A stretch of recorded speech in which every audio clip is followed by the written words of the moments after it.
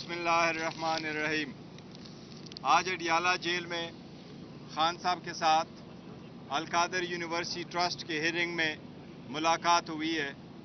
Al-Qadir university trust के case पे हम आपको ज़रूर ज़िक्र करते हैं और ख़ान साहब ने आज भी इस पे मीडिया से गुफ्तगू की है कि नेशनल अकाउंटेबिलिटी ब्यूरो इस वक्त ऑल आउट है, जो सिर्फ और सिर्फ ख़ान साहब को टारगेट किया रहे। ये ऐसा केस है जिसमें ट्रस्टी का कोई लेना देना नहीं होता, ट्रस्टी कभी मालिक नहीं बनता। गवाहों ने एडमिट किया है कि खान साहब ने ना कोई ज़ाती फ़ायदा लिया है और न ही सरकार को कोई लॉस हुआ है। इसके बावजूद ये पॉलिटिकली मोटिवेटेड केसेस है जो चल रहे हैं। आज भी खान साहब ने इसका जिक्र किया है कि तोशा खाना पे एक चौथा केस बनाने की तैयारी हो रही है। ये भी हम सारे समझते हैं कि ये पॉलिटिकल विक्टिमाइजेशन है और ये सिर्फ इस इदारे को इस्तेमाल किया जा रहा है खान साहब के खिलाफ, जिसकी खान साहब ने आज भी बड़ी मजम्मत की है। खान साहब ने आज मीडिया से गुफ्तगू करते हुए ISPR के बयान पे अपना पहला मौक़िफ़ डायरेक्टली मीडिया को दिया है। खान साहब ने यही कहा है कि मेरे से माफ़ी मांगी जाए बजाय इसके कि मैं माफ़ी मांगूं।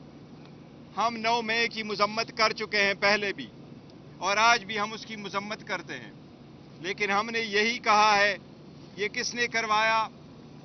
ये खान साहब को 9 मई को किसकी साजिश पे गिरफ्तार करने की कोशिश की गई, गिरफ्तार करवा के किसने हुक्म किया था, इसी पुरतशद्दुद तरीके से गिरफ्तार करना किसका ऑर्डर था। इस पे एक रद्द अमल आना वो नहीं किसी सूरत तशद्दुद पे हो सकता था।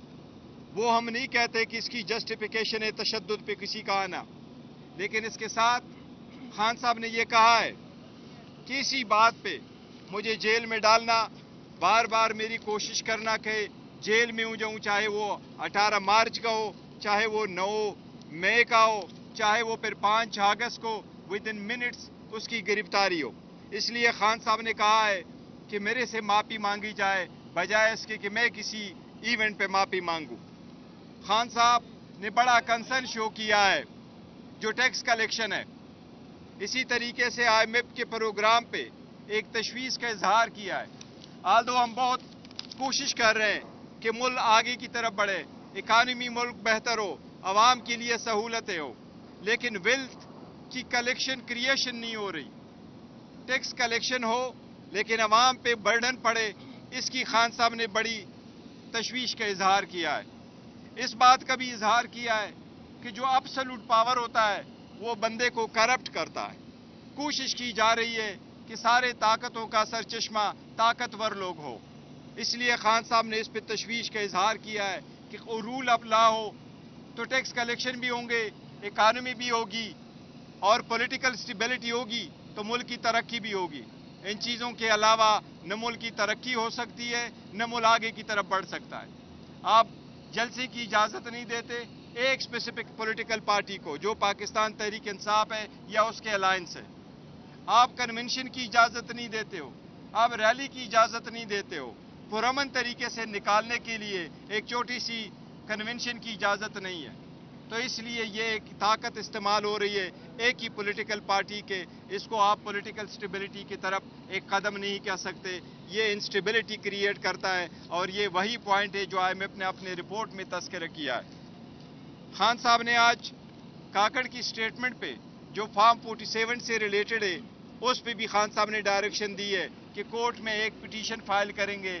जो हमने पहली स्टेटमेंट दी थी और पिटीशन सुप्रीम कोर्ट में फाइल हो चुके थे फॉर्म 45 और 47 से रिलेटेड, उसमें इसको भी हम इंक्लूड करेंगे। आज हम आपको ये बताएं कि बारहा हम अदलिया को कहते हैं कि हमें आपका एहतराम है और आप पे एतमाद है, लेकिन जितने तेज़ी के साथ खान साहब के खिलाफ ट्रायल चलते रहे, 5 दिनों में 3 कन्विक्शनें हुई, इसी तरह खान साहब को रिलीफ देने की कोशिश कभी नहीं की गई, बल्कि खान साहब का जो राइट भी बनता है उसको भी नहीं सुना जाता। अब कल इद्दत वाले केस की हेयरिंग है। खान साहब की स्पेशल यही फरमान के मुताबिक मैं रिक्वेस्ट कर रहा हूँ जज साहब से, लास्ट डेट ऑफ हेयरिंग पे जज साहब नहीं अवेलेबल और लंबी डेट पड़ी। फिर प्रोसिक्यूशन की तरफ से ताखीरी कार्रवाइयाँ की जाती है और हर मरतबा कोई ना कोई बहाना किया जाता है। हम सब से दरख्वास्त करते हैं, जज साहब से डायरेक्टली खान साहब की दरख्वास्त है कि कल मेरे केस की हियरिंग करके उस पे फैसला कर दे, इद्दत वाले केस पे। ये हमारी आपसे दरख्वास्त है। कश्मीर वाले इशू पे खान साहब ने तशवीश का इजहार किया है। खान साहब ने उम्मीद जाहिर की है कि यह संजीदा मामला है। कश्मीर के मामले पे सियासत के बजाय तहम्मुल से काम लिया जाए। कश्मीर के मामले पे खान साहब ने किया है कि आपने हुकूमत एक पार्टी की ख़त्म करवाई, अवाम रिलीफ मांग रही है, महंगाई से लोग तक चुके हैं। अवाम के मुतालिबात बजाय उसको सही तौर से एड्रेस किया जाए। पाकिस्तान तहरीक इंसाफ अवाम के मुतालिबात के साथ खड़ी है।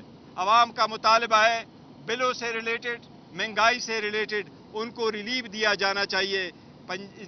कश्मीर बड़ा एक सेंसिटिव इशू है, इस पे एक अच्छा मौके पाना चाहिए और कश्मीर के अवाम को रिलीफ देना चाहिए जो उनका हक बनता है। जी प्लीज। अंदर आपकी मौजूदगी के अंदर जो इमरान खान है उन्होंने जो 2 सफ़हात पर मुश्तमिल जो बयान था वो लहरा कर बताया कि ये रजिस्ट्रार सुप्रीम कोर्ट का बयान है जिसमें उन्होंने ये बताया कि 35 अरब रुपए जो हैं उसके ऊपर मजीद प्रॉफिट लग चुके 13 अरब रुपए। लेकिन जो नैब टीम है उन्होंने इसकी तरदीद की है। उन्होंने कहा कि रजिस्ट्रार सुप्रीम कोर्ट है वो तो उन्होंने तो अभी तक बयान ही अदालत के अंदर जो है वो कलमबंद नहीं करवाया। देखिए, आपके पास जो गवाह की स्टेटमेंट आए हैं, आप लोग वहाँ बैठे हों, गवाह जितने भी आ रहे हैं, मेन स्टेटमेंट यही है कि ये पैसे जो जहाँ जमा थे उस पर तो ऑब्वियसली एक प्रॉफिट बेयरिंग अकाउंट में होता, उस पर पैसे कितने बने और कितनी अमाउंट बनी और किस अकाउंट में है, ये तो फैक्चुअल इशू है, वो आए हुए हैं और वो वहाँ मौजूद है, वो पैसे मौजूद है। This is one thing. जो हमारा मौके पे और खान साहब एक्चुअली बताना चाह रहे हैं वो यही है कि फाइनेंशियल ऑफिसर आया था यूनिवर्सिटी का और जो सरकार के बाकी गवाह आए थे, 2 चीज़ों का बड़ा एडमिट किया उन्होंने। पहली चीज़ जो उन्होंने एडमिट की है वो ये है कि इस ट्रांजैक्शन से सरकार को लॉस नहीं हुआ है। और दूसरी चीज़ जो उन्होंने एडमिट किया वो ये है, यस खान साहब को इससे कोई फ़ायदा नहीं हुआ, ना उसने ज़ाती फ़ायदा लिया हुआ है।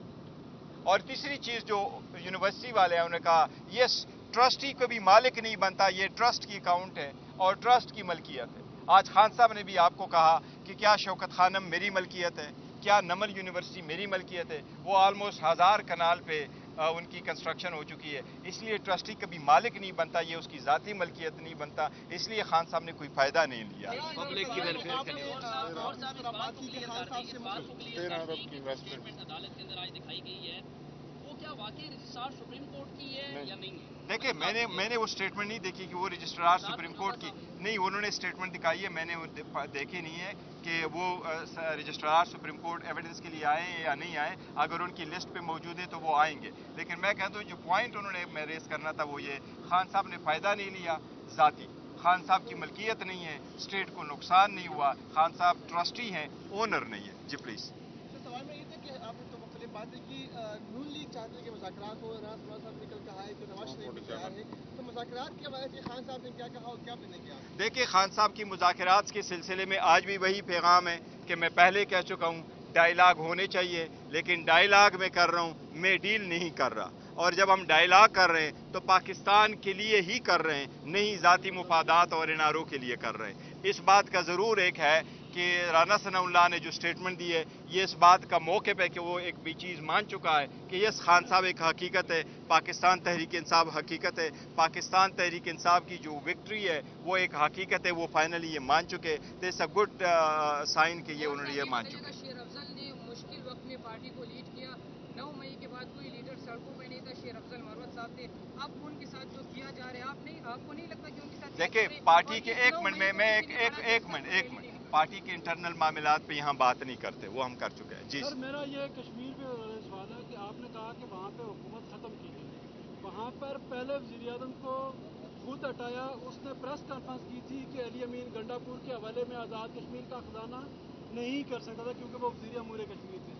दूसरे वज़ीर आज़म ने supreme court of Azad Kashmir के ख़िलाफ़ कहा था कि मैं उसके खिलाफ बयान दिया था, जिस पर वो अदालत से नाअहल हुए थे। और जो तीसरे वज़ीर आज़म अभी हैं یہ لاہور عمران خان سے ملاقات کر کے اس کے بعد دیکھیں میں آپ کو یہ کہہ رہا ہوں ملاقات نہیں. یہ دیکھو بات یہ ہے کہ جو پہلے کیا سٹیٹمنٹ دی ہیں وہ پولیٹیکل سٹیٹمنٹ لیڈر ایک دوسرے کے خلاف دیتے رہتے ہیں, لیکن خان صاحب نے آج بھی آپ نے یہی کوشچنز کیا تھا, لیکن جو مین مقصد خان صاحب کا پیغام لوگوں کو پہنچانا ہے وہ پبلک اس ڈیمانڈ کو سپورٹ کر رہے ہیں کہ یہ مہنگائی بڑی ہے, غیر ضروری قسم کے لوگوں کو بل جا رہے ہیں, حکومت کو اسٹیپس لینے چاہیے تاکہ عوام کا وہ ایڈریس ہو, تو وہ جو ان لوگوں میں اضطراب پایا جاتا ہے اور جو تشدد پہ جو ساری احتجاج پہ مجبور کر رہے ہیں وہ ان کا جو جواز ہے وہ ختم ہو جائے. اس بات کے لیے خان صاحب نے نشاندہی کی ہے کہ سینسٹیو میٹر ہے کشمیر کا, اس کو فوراً ایڈریس کیا جائے.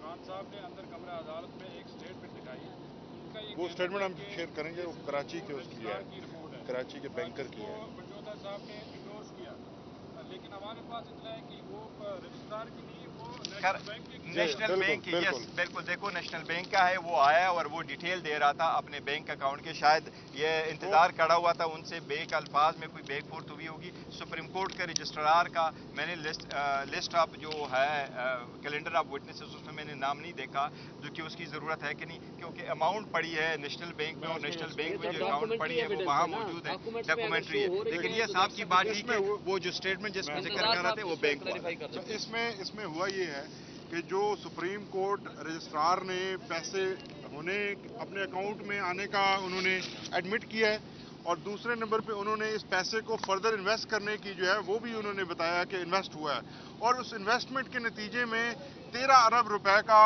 بینیفٹ آیا ہے سپریم کورٹ کو. تو یہ چیز ریکارڈ پہ آئی ہے تھرو جو نیشنل بینک کے ہمارے کراچی سے ایک نمائندہ آئے تھے ان کی اسٹیٹمنٹ کے تھرو. تو رجسٹرار کی صرف پرمیشن ہے کہ انہوں نے انویسٹ کیا ہے, اور یہ اسٹیٹمنٹ جو ہے وہ فائنینشیل آفیسر بینک کے ہیں ان کی طرف سے آئی ہے. ابھی تک مذاکراتی کمیٹی کو کیا جو حاصل ہوا ہے سارے سلسلے میں, کیا مذاکرات آگے چل رہے ہیں؟ دیکھیں مذاکراتی کمیٹی نہیں ہے, سارے بندے ان کے پاس خان صاحب نے جو اختیار دیا, لیکن آج تک اس میں کوئی پیش رفت نہیں ہوئی ہے. مذاکرات میں ڈائلاگ پہ آج تک کوئی پیش رفت نہیں ہوئی ہے, نہ کوئی اپروچ کیا گیا, نہ اپروچ کروایا گیا ہے, نہ کسی وہ ہے. اس لیے اگر کچھ ہوا تو ہم آپ کو ضرور اطلاع کریں گے کہ کیا پیش رفت ہوئی ہے. Thank you so very much.